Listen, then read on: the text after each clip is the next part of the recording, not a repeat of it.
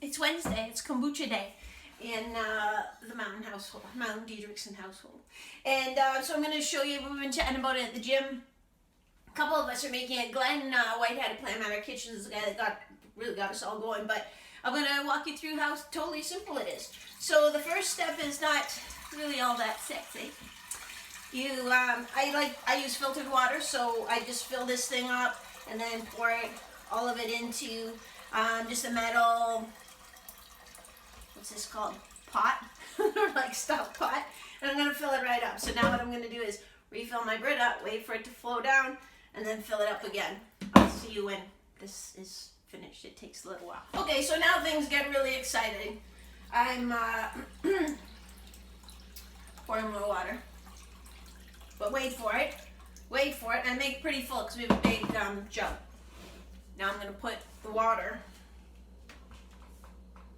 onto the stove. I'm using the big burner. Turn the stove on, and I'm going to put a lid on this so that it doesn't waste energy. Got it? You with me so far? Pour the water, heat the water. I'll be back. So now things get super exciting. The water is boiled. I boiled it for 10 minutes. I don't know why. I just did. Then I'm getting tea bags. It has to be caffeinated tea. It can be black or green. I've never used green. I've only used black. And I started off with fancy black tea, and now I've gone to the Tetley, and it's good. It's fine. So, 2, 3, 4, 5, 6, more than 7 come in the thing. Or 5 come in the thing. It's just that I ran out, so this is a new one. 1, 2, 3, 4, 5, 6, 7. I can't remember how many I normally put in, so I'm going to put in 8 because I think it's either 7 or 9.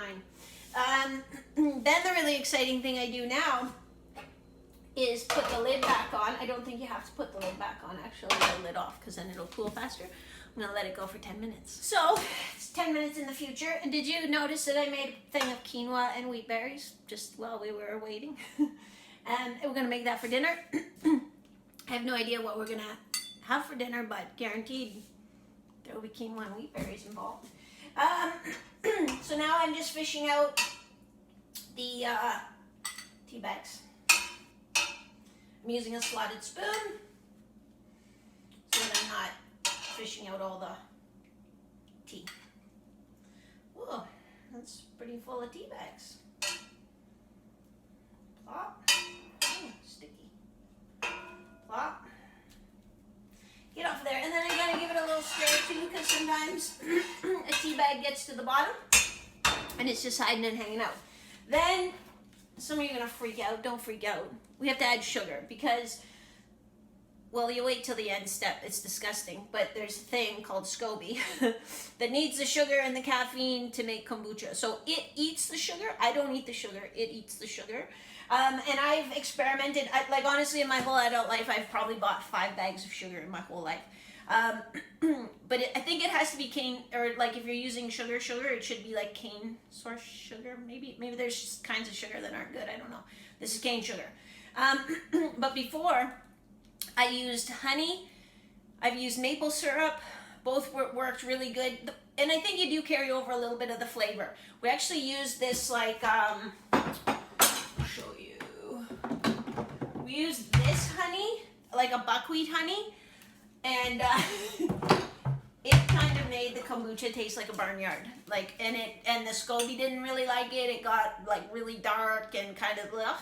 So we were like, whoa, maybe we better just use sugar. But I've used just like clear honey, and it's turned out fine. But today, I just have plain sugar. And so the last batch we did was the first batch with plain sugar, and it actually, I think, is probably one of our best batches.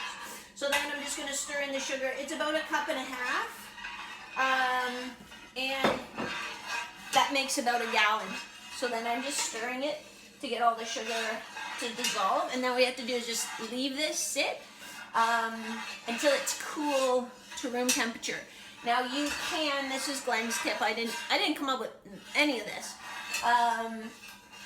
He sometimes just put ice cubes in it to cool it down, and then you can put it in the jar. But I don't have ice cubes. We don't really drink things with ice in it, oddly enough. So I'm just going to stir it and leave it on the cupboard here to cool. So I will probably have to catch you later on because I have to get into the gym to train a few clients. And so I'll probably catch up with you later on tonight. Cheers. And I'll tell you what I made with my quinoa and wheat berries. Okay, so this is cooled down. It's been a long time since we left it there. So now this is the tricky part. There is always some spillage, so don't worry about that. So we're gonna dump this in, leave a little room at the top because we have to add in the best part. Actually, this is gonna work perfectly. So there's the tea all in there. And then this is the piece de resistance. This is the SCOBY. I've named mine. It's Scooby Doo. And the little one, which is actually the original one, but never mind, details. The little one we call Scooby Don't. So I wash my hands so they're all clean. And then I take this out. This is the money maker. This is the thing that makes the magic happen. It looks disgusting. Paul thinks it's so gross. I love it. So then, look at that beauty. So in she goes, bloop, right on top. And then I'm going to add a little bit of this from the last batch in on there, but I'll leave enough so that Scooby Don't can have a little party too. That's probably good. And then we're finished with that. So then, I'll lift this out. So this is a great jar. Bonnie put me onto it at the Walmart. Then we just take a towel, put it over the top, put an elastic on it because it needs to breathe or vent or off gas or whatever it does. We'll leave it in there for about 5 to 7 days, and then we can taste it as we go along. We like it a little more sour. Apparently, if you leave it too long, it turns to vinegar. We haven't had that happen yet, but we don't like it too sweet, so we just let it go, and then Scooby-Doo eats up the starch and makes good stuff kombucha. Now, you probably all been wondering too, what the heck did Maria make with wheat berries and quinoa that she was also preparing this morning? I grilled in some chicken, sliced up some Brussels sprouts, some olives, some preserved lemons that I made like before Christmas that we've never used, but actually they were like amazingly good. Some hot pepper, paprika, cumin, curry powder stuff. It was the bees. Little tomatoes. It was the bee's knees. It was delicious.